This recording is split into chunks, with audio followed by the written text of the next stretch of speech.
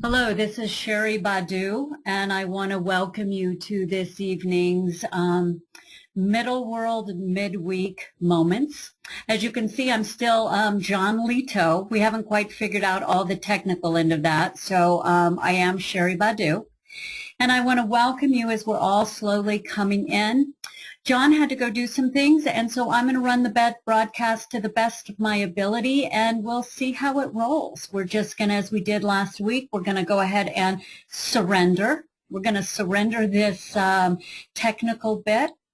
So as we're sitting here and we're waiting for more people to join us, even though John's not on the call right now, he had to run downstairs, I want to take a moment to truly thank Anasuya Krishnaswamy for her vision of Shamans Collective. And I also want to thank John as he stepped in to help Anasuya get that vision out. And the two of them together have done a beautiful job for co-creating a Shamans Collective. And I think what is so special about a Shamans Collective is it provides a platform for many different people to come and share their medicine in ways that it might not have been shared before. And I certainly know that I'm grateful for that. I have been able to be and will be a presenter at Shamans Collective up at Ions, so I'm excited about that. And while I don't want this to be an infomercial of my class that I'm teaching in October, I do want to talk a little bit about that class. And first I think I have to talk about who I am. My name is Shari BaDu, and I do have a shamanic practice here in Phoenix. I'm also a mentor as well as I do sage programs. I also am very involved in the community as far as community despachos. I love community despachos. I love community fire, bringing people together where they can share that sacred moment and being together. So with Shamans Collective, I will be teaching a class up at Ions October 23rd through the 26th, and it's called A Shaman's Way of Being, 12-Step Spirituality as a Traditional Medicine Path. And you can find out more about this class at either www.sharibadu.com, or you can find out about it through Shamans Collective, www.shamanscollective.com. And also you'll find it on the Ions, the listing for the Ions website. You'll find the class. You'll find it in their newsletter. And just briefly what it is it's much like these little webinars that I'm doing right now. It is an extension of the way that I carry my medicine. I am and have been walking a 12-step path for over 30 years, and what I know more than anything is the 12-step path is a path of transformation, but not at the transformation where we go from one story to the next, but what the excellence of this path is it's about transcending. It is the alchemic journey of the hero. And for someone who really wants to get into that deep inner work, and it's not about some ism of addiction, it's about who are we truly and how do we carry ourselves out in the world. We're looking at integrity, ethics, we look at self-mastery, because it is the shaman that holds those things internally that can call down the power and stand in strength and courage. So for those of you that might be interested, check it out. It's a beautiful and powerful journey. We will be on journey with that medicine through ceremony, through ritual, and really looking at our internal work. Because I realize more than anything, a shaman can learn how to be a shaman by technique. It's easy to learn technique. What's difficult is how do we walk in the world with courage, with effort, with responsibility? How do we walk humbly, being of service without being a servant? And so that's really what the class is meant to speak to.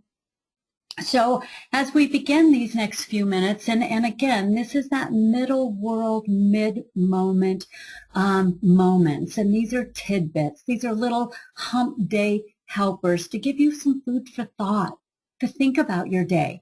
How are you showing up? How are you being the best person that you can be? And last week, what we did is we looked at the power of surrender in the Kay Pacha. Now, the Kay Pacha is this middle world in which we live. We take our children to school, we feed, we have dinner, we meet friends. How are you showing up and being in this world? And we looked at the power of surrender as an invitation to source. When we go to ritual, we surrender. When we go to fire, we surrender. When we go into meditation, we slow down and we surrender. And this place of surrender takes a new form of being receptive. Just like when a woman makes love. When she feels safe, she lies back and she surrenders to the moment because she trusts the moment. When we also work at being of service through surrender, I asked how many people can step out last week to this week and hold the door for someone, surrendering that they have to go first, but opening up the door and allowing someone else to go first, to help someone with their groceries, to help a partner do something, to offer, let me pick up the kids instead of you. That's truly being a shaman in the Kay Pacha, because we walk a path of service without being a servant. So those are some of the things that we talked about last week, and you can find that recording if you're interested on the Shamans Collective newsletter. It's available and it's short.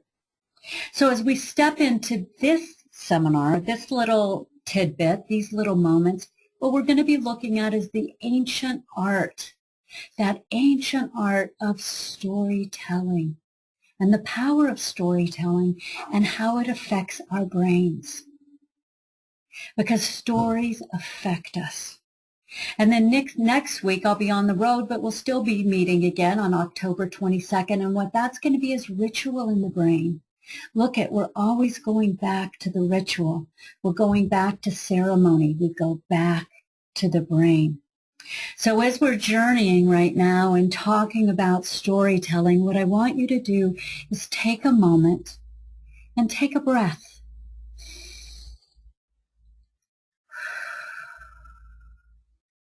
I want you to shake off the day. Shake off the day. Another deep breath in and releasing out. Let yourself drop into your body. Drop in. Drop into this moment and just let this time hold you sweetly. Deep exhale again.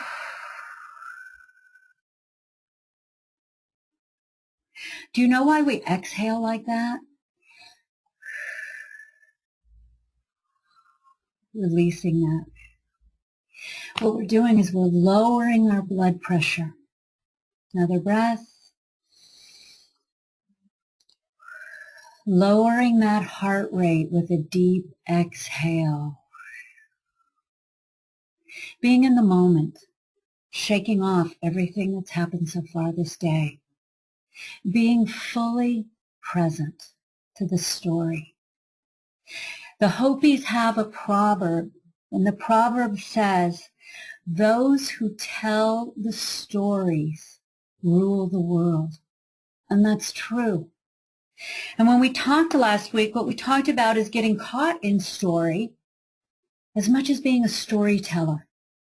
So what does it mean when we get caught in a story? And one of the quick ways that you can check if you're caught in story, what's your agenda about it? What's your motive behind beating the drum of a story? Are you getting a chemical hit because it makes you feel good being that victim, or how you have been able to have power over someone? Check your motives. Check to see if you're doing the loop. And this again is part of the brain. We get caught in a loop. When we drop into ceremony, when we drop into stories that are storytelling and ritual, we disconnect from the loop. We open up a space where we can receive additional information. We pause. We pause. Now, as I said, I am an advocate, and I've said this many times, for the spiritual path of 12-step spirituality. And David Hawkins often would talk about Bill W., co-founder of Alcoholics Anonymous, and the brilliance of what he was channeling and height of frequency that he was channeling.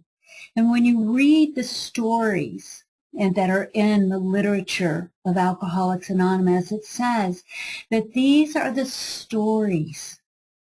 These are the stories of the men and the women, what they were like, what happened, and what they are like now. Because stories heal. And within the stories that are in the big book of Alcoholics Anonymous Forever, just like that are in the Talmud or the Bible or the Bhagavad Gita, these are healing stories of empowerment. As we come together communally, we listen to our stories when we can surrender enough to be a good listener. My dad always said, be a good listener. Listen to what someone's saying. So when Bill Wilson was writing the steps and the stories in the big book, what he tells us in the big book, because it's something that I look to, is he says, God gave us brains to use. Logic, we think it's great stuff. And he also reminds us that we have to do something, again, working with that brain. He says, pause when agitated or doubtful. To just pause. He was a fabulous storyteller way before his time. He talked about the brain in ways that science is just now understanding as a powerful storyteller. So what does a storyteller do? And I'm going to read one short story out of this book. And it's called The Spirituality of Imperfection, Storytelling, a Search for Meaning. And these are a few lines that came from a gentleman who was a Nobel Peace Prize winner. And what he said as a survivor from the Holocaust, and these are Weissel's words. He said, no one is as capable of gratitude as one who has emerged from the kingdom of the night. We know that every moment is a moment of grace. Every hour is an offering. Not to share them would mean to betray them. Our lives no longer belong to us alone. They belong to all those who need them desperately. And what he's talking about here is that as we go through troubles and we go through struggles, and when we have fear, that we can rely on someone's story to give us courage, to give us new wisdom. So what is it really that a storyteller does? A storyteller shares their experience, their strength, and their hope. The storyteller comes to share. So if you close your eyes for just a few minutes and imagine yourself around the warmth of a crackling fire, smell the cedar as it burns. Smell the sage. Feel the warmth of the wisdom keepers around you as they begin to spin a tale of the story. Because what these artisans and these craftsmen were doing and continue to do is they're teaching us how to behave.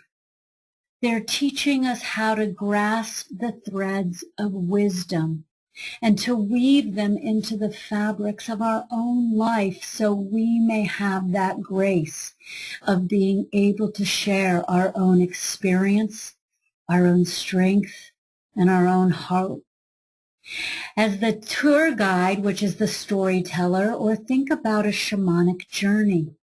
When we close our eyes and that shaman begins to beat the drum and takes us on a story, a journey into worlds that we only dare to dream of, we as the listeners surrender to the adventure. We open up our minds and the imagery flows through. Because between a storyteller, the shaman, and the listener, we become co-creative. What it is it's a symbiotic relationship. It is storyteller and listener alike.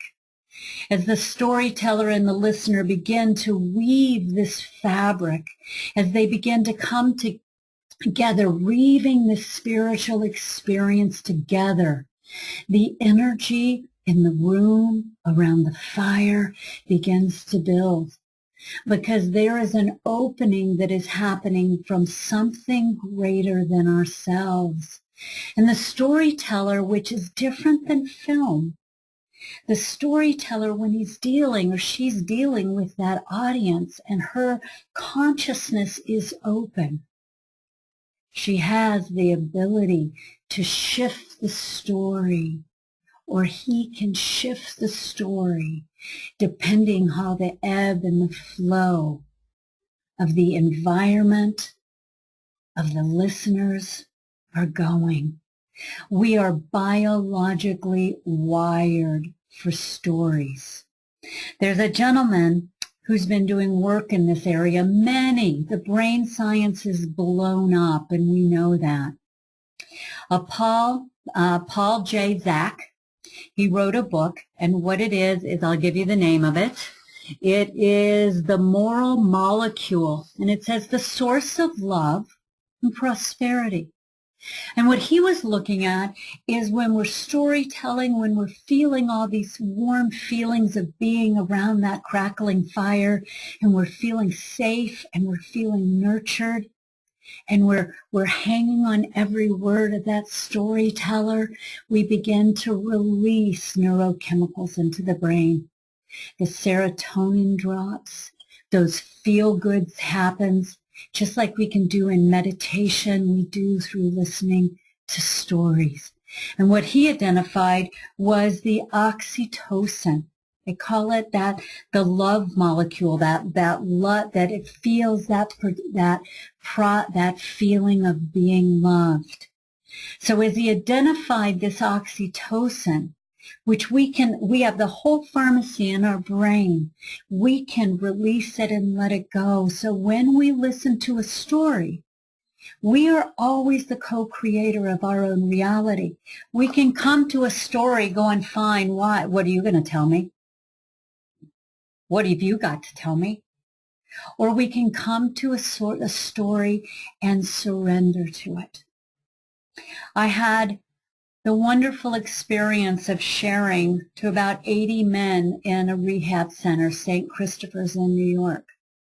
And later on, after I shared my experience, strength, and hope, and my journey of recovery, and my journey of being on this path, a young man said to me, he raised his hand, and he said, I saw you come in the door. And he said, I looked at you, and I very clearly said to myself, what can this woman teach me about being a man? And he looked at me and he said, you taught me a lot about being a man. And here this kid, 25, 20, sitting in rehab, who came to me going, what do you got to tell me? Was willing to be open enough to hear a message. And one of the messages that I carry is not the message of drugs and alcohol, not the message of epilepsy and the rapes and other things that I have had to deal with in my youth, but I talked about my experience, strength of hope, about walking a powerful path in the Kay Pacha. And I think what it is that resonated to this young man as I talked to him, I talked about prayer and meditation. And the way that I look at prayer and meditation is this, that when I pray, it is that upward triangle. I pray from a place of power. I know that I have a relationship with my higher power, my God, point zero, the quantum field, that which I connect to. And it takes this triangle upward to connect to strong masculine energy and having the courage to ask, to say, God, this is what I want to call forward.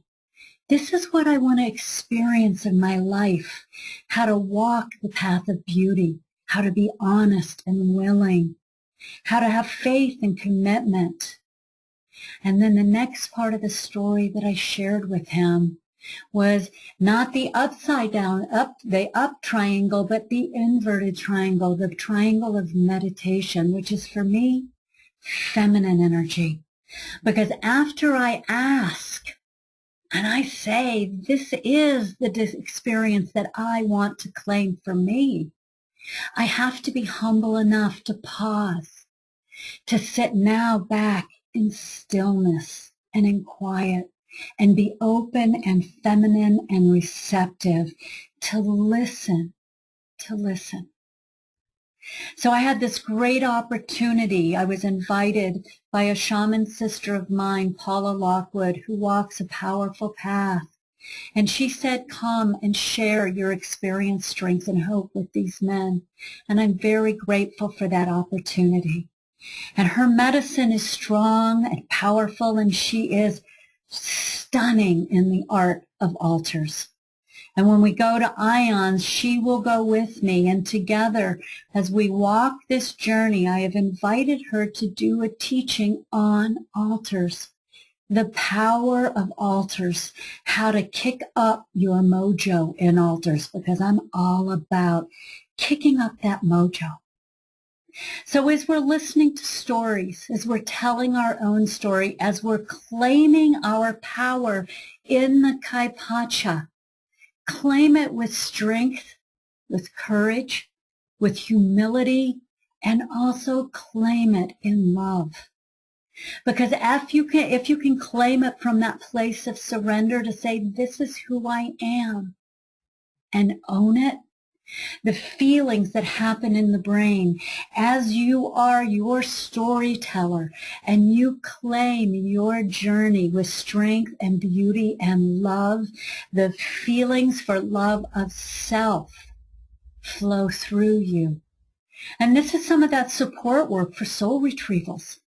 You know, we burn a stick or we build an altar, but what we really have to do is demonstrate that person that we want to be in the Kay Pacha.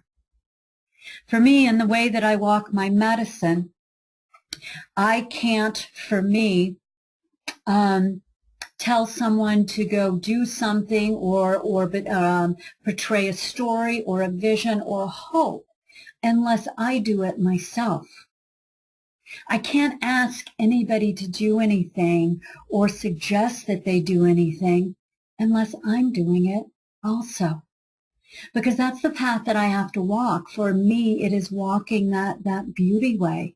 And in my strength and my courage, showing up every day, even when I'm afraid. Like this webinar, right? So I'm looking at my control panel, and John has stepped downstairs. And I know that there are lots of buttons to push. And you know what? I'm not quite sure which ones to push because I don't see the audience up. I know you're there because I can see things flashing. So this is where I would like to have had questions and answers. But since I'm not seeing anything, I'm really not sure what to turn on. So I'm going to just pause right here just for a quick minute, and I'm going to try to look at this. And I don't see much of what I'm doing here. So I had said to people if they had an opportunity to please call in to check in. However, I'm not adequate enough at this point to run this. And I apologize to anyone. If this is one of those things that pushes your buttons, I would suggest that you surrender that right now. As we're going into next week, as you'd like to step in and work on your own story, I would like you to be the observer of your story and take a minute and to ask, how am I telling this story? Am I telling this story as a victim beating the drum, pushing an agenda? Or am I here sharing my experience, my strength, and my hope as a shaman in the Kay Pacha? And a shaman, you don't have to be a shaman in the Kay Pacha to walk a path of beauty in the middle world, because it's the right thing to do. To be the best that you can be. As we are that person, we will be raising that vibration of the whole world to stand in strength, courage, and responsibility. So what I want you then to know from this is storytelling is a part of our DNA. That when we snuggle in and are open to the stories and are open to be the teaching moments, and we feel good about what someone is sharing with us, that we are literally turning on things in our brain, and that hypothalamus begins to work, and we begin to drop those feel-good feelings into our body. So honor yourself. Love yourself. And pat yourself in the heart for going, go, job well done, because you're still here and you're doing a beautiful job on this journey. So as we step into the week, what I ask you again to look at is be the observer. Catch where you get powerless. Catch when you get into beating the drum. Esther of Abraham Hicks used to talk about it, beating the drum. And what happens to our brain when we're beating that drum is thoughts that fire together, wire together. The more you beat the drum of the same story, the more strength you're gaining in that neuro connection. As we stop beating that same drum, what happens, like a firm hand grip, those connections stop. But what I notice as people stop beating the drum, they don't know what to put in its place. So put spiritual principles, the principle of surrender, the principle of hope, the principle of faith, the principle of integrity and love and compassion. And how are you being of service as you walk into this next week? And you stand and you say, I am. This is that solar plex power, that I am strong enough, as Joe Campbell says, that the hero always knows what to surrender, when to surrender, and what to surrender to. So blessings on this evening. Deepest, deepest appreciation. Thank you, everyone, for all the stunning emails, the feedback. I hope that this has been of some support for you today, and many, many blessings on your journey. So as you step up and you step in, set the intention today to be the very best you can be and raise the energy of the Kay Pacha by being a powerful storyteller. Because again, as the Hopi Indians say, those who tell the story rule the world. So it is the storytellers who rule the world. And if you hear stories that you don't agree with that the media often spin, just say that's not a part of my reality. I choose to hold this at a higher vibration. For a master shaman knows how to shift any story up to a higher frequency. I am a co-creator of this reality that I work in. I want that high vibration and that spiritual experience. So thanks once again for joining me for Middle World Midweek Moments, Hump Day Helpers in the Kay Pacha. Way big yummy love to all of you, and deepest love, deepest gratitude, many, many blessings.